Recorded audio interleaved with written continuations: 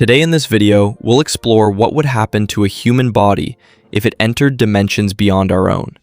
Stick with us till the end, because what you're about to hear is something you've probably never imagined before. Let's see what happens to your body when you enter a zero-dimensional world. Zero dimensions means a point, but it's not a tiny dot. Rather, it's a point with no size at all. No length, no width, no height. It doesn't occupy space. It doesn't extend in any direction. It simply is. There is no movement here because movement requires space. There is no time here because time requires change. If you try to imagine yourself at zero dimensions, you immediately hit a wall because there is no you, no body, no thought, no awareness. It's not darkness. It's not emptiness. It's just existence without properties. In mathematics, a point is the origin of everything. In physics terms, it's a state with 0 degrees of freedom. Nothing can happen there, but everything can start from there. So when you enter zero dimensions, you don't fade into nothing. You get compressed into a single point with no size.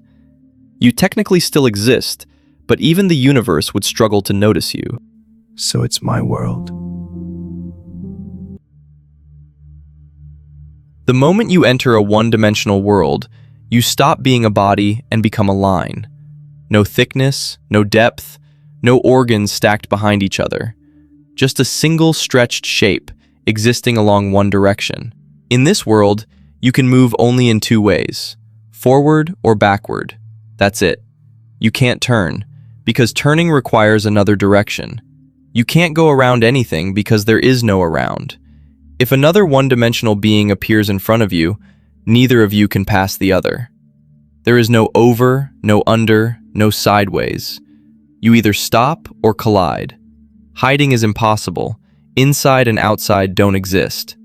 Your entire universe is blocked. There is no alternative route. This is an extremely restricted reality, almost claustrophobic, but it introduces something crucial for the first time: directional change. There is now a sense of before and after along a line.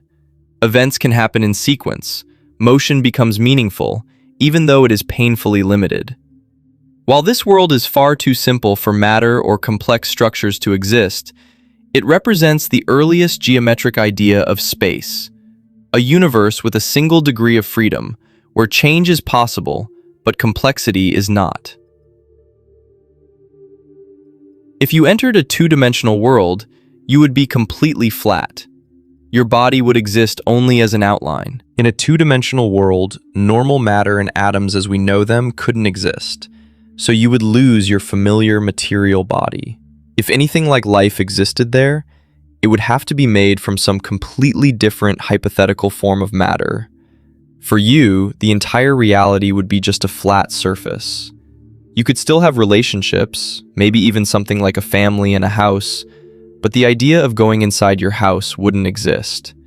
There is no real inside or outside in two dimensions. You could move left and right, forward and backward, and for the first time, you could go around obstacles. But there's something you still cannot do. You can't turn around to hug your girl, even if she's standing right beside you. You cannot see above or below, because those directions simply do not exist in your world. This is where something deeply important happens. A two-dimensional being cannot imagine the third dimension. Not because it's stupid, but because its brain evolved entirely inside a flat world. Even if a three-dimensional object interacts with a two-dimensional world, the 2D being would only see slices of it.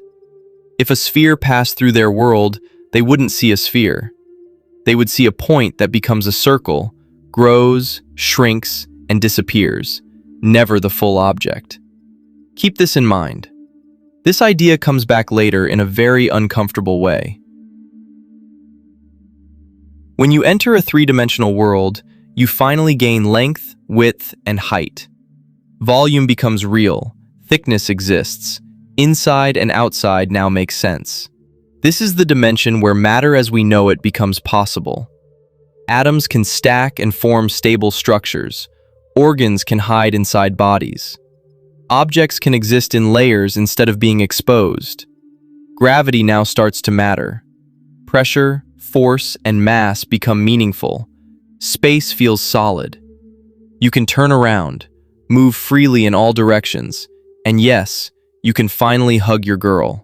In 3 dimensions, you can build, destroy, store, and conceal things. None of this is possible in lower dimensions. Reality appears as solid, separate objects interacting through physical forces. But there is one massive limitation that feels so natural, we almost never question it. You experience time only in one direction. In a 3-dimensional world, you have no control over the flow of time. Cause and effect rule everything, and we humans are completely bound to this order. Now, when you enter the 4th dimension, the real shift begins. From a 4-dimensional perspective, you are no longer a moving person traveling through time. To imagine what you would look like in a 4-dimensional world, let's take a simpler example first. Think about a star existing in our 3-dimensional universe. Now imagine this star is born, lives for billions of years, and eventually dies. For simplicity, let's assume it stays at the same position in space relative to us during its lifetime. In 3 dimensions, we see the star only at one moment at a time. But in a 4-dimensional view, its entire existence would be laid out along the time axis. It would be like placing the star on top of itself at every moment in time, one moment after another, stretching it along the time direction. Because the star changes over time, this 4-dimensional shape wouldn't be a simple straight column. The star slowly changes size, brightness, and structure as it ages and rotates. So its 4D shape would be a long structure that thickens, thins, and twists along the time dimension, capturing every stage of its life from birth to death. We can't truly imagine this shape because our brains only see 3-dimensional slices of it, just one moment at a time. But if you could see with higher dimensional eyes, you wouldn't see the star as something that changes. You would see its entire lifetime at once, every shape it ever had, every rotation it ever went through, all existing together as a single 4-dimensional structure. In that sense, you wouldn't watch the star's life happen. You would see its whole journey through time as one complete geometric object. Similarly, if you enter a 4-dimensional world, every moment of your life would be placed along the time direction. Unlike the star in the earlier example, you don't stay in one place. You move around in 3-dimensional space. So your 4-dimensional structure wouldn't be a simple straight shape. It would bend and twist through space-time, because your position in space keeps changing as time passes. In other words, your body would now have extension not just in the 3 spatial directions, but also along the time direction. Your movement through space becomes part of your shape in 4 dimensions. When you stack your entire life, every position you've ever occupied, every posture you've ever had into space-time, you don't get a single body anymore. You get one continuous, complex structure. If a higher dimensional observer could see this entire structure at once, they wouldn't see you as one person at one moment. They would see all the different versions of you across your lifetime layered together. Trying to imagine that structure inside our 3D world is impossible, in the same way a flat, 2-dimensional being can never see a full 3D creature. But remember, this higher dimensional body is still limited in size and time, because it can only exist in the places you visited during your lifetime and within the period of time you were alive. Now, because a 4-dimensional being would exist in a direction beyond our 3-dimensional space, it could interact with 3D objects in ways that feel impossible to us. From a geometric point of view, it could see the inside and outside of any 3D object at the same time, because inside and outside are only meaningful within 3 dimensions. In the same abstract sense, it could access regions of a 3D object without breaking through its surface, not by violating physics, but by approaching it from a direction we simply don't have access to. This doesn't mean such beings exist. It's a way to visualize what higher dimensional access would look like to creatures like us, who are locked into 3 dimensions of space and 1 direction of time. When you enter a five-dimensional world, something truly strange begins to happen. If you understand the fourth dimension properly, then the fifth dimension becomes a little easier to grasp, at least conceptually. In the four-dimensional world, your entire life exists as one continuous structure stretched along the time axis. Now, to visualize the fifth dimension, you simply add one more axis to this space-time picture. This new axis does not represent another direction in space. Instead, it represents different possible histories of the same universe existing side by side. According to quantum mechanics, events do not always have a single definite outcome. A particle like a photon can exist in a superposition of many possible states until it is measured. Now apply this idea to your own life. At any given moment, you could make different choices. One version of you takes one path, another version takes a different path. In a five-dimensional picture, all of these possible versions of your four-dimensional life exist side by side along this new axis of possibilities. So if you imagine yourself as a four-dimensional being stretched across time, then adding the fifth dimension means you are no longer just one space-time structure. You become a whole bundle of space-time structures, many versions of your life existing in parallel. Even for a four-dimensional being, this would be extremely difficult to visualize. A five-dimensional being, however, would see all of these possible life paths as part of a single larger structure. So what could a five-dimensional being do? From a lower dimensional perspective, a five-dimensional being would not be trapped inside a single timeline. It could, in principle, move across different possible histories of the same universe. It wouldn't be limited to one version of how events turned out. What feels like fate or fixed history to us would look more like a set of options laid out side by side. But even a five-dimensional being is not unlimited. It would still be finite. It would still exist within a higher dimensional structure. It would still be bound by the overall laws of whatever higher dimensional reality contains it. It would not be infinite, and it would not automatically exist for eternity. In other words, higher dimensions don't remove limits. They simply change the type of limits.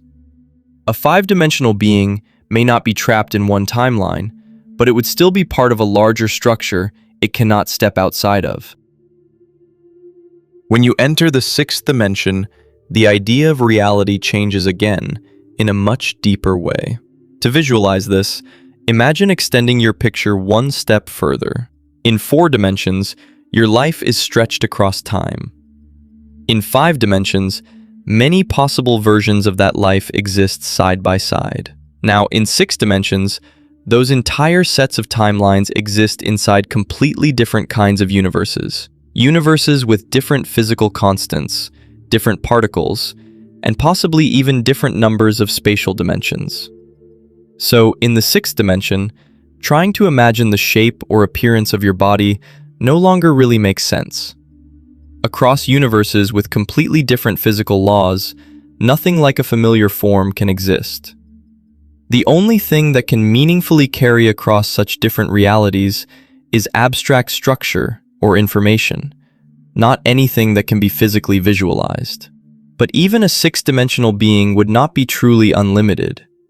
It would still be finite in the sense that it exists within a higher dimensional structure it does not control. It would still be bound by the meta-rules of the space of all possible universes. When you move to the seventh dimension, you reach a level where ordinary physical intuition almost completely breaks down. This is no longer just about different timelines or different universes. The seventh dimension is often described as the space that contains all possible universes, all possible timelines, and all possible physical laws at once. Everything that can exist exists somewhere within this total structure. So identity stops being something physical and becomes purely relational or structural. A seven-dimensional being, if such a thing even makes sense to talk about, would not experience reality as a sequence of events. There would be no meaningful sense of moving from one place to another or one time to another, because all places, times, laws, and outcomes are already included. From this perspective, nothing is created and nothing is destroyed. Everything that is logically possible already has a place within the structure. So what could a seven-dimensional being do? Well, this is where the idea of doing itself starts to lose meaning. Action requires change, and change requires being located within a system where time and causality operate in the usual way. At the level of the seventh dimension, reality is more like a complete map than a journey. There is nothing outside the map to move into, and nothing missing that needs to be created.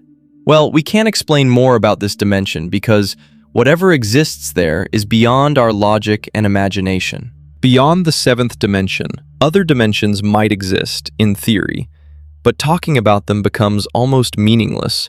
At that level, our concepts of space, time, form, and even physical laws stop applying, so there's no clear way to explain or imagine what those dimensions would be like. Ideas like consciousness or more fundamental layers of reality are sometimes speculated about, but there is no scientific evidence for them. So yeah, it's probably better to stop imagining at this point and just stick to our own world before our brain overheats. If you enjoyed the video and want to support our work, you can do so by clicking Super Thanks or by grabbing one of our awesome t-shirts from our merch store. Thanks so much for watching, and a huge thank you to our channel members for your continued support. See you in the next video.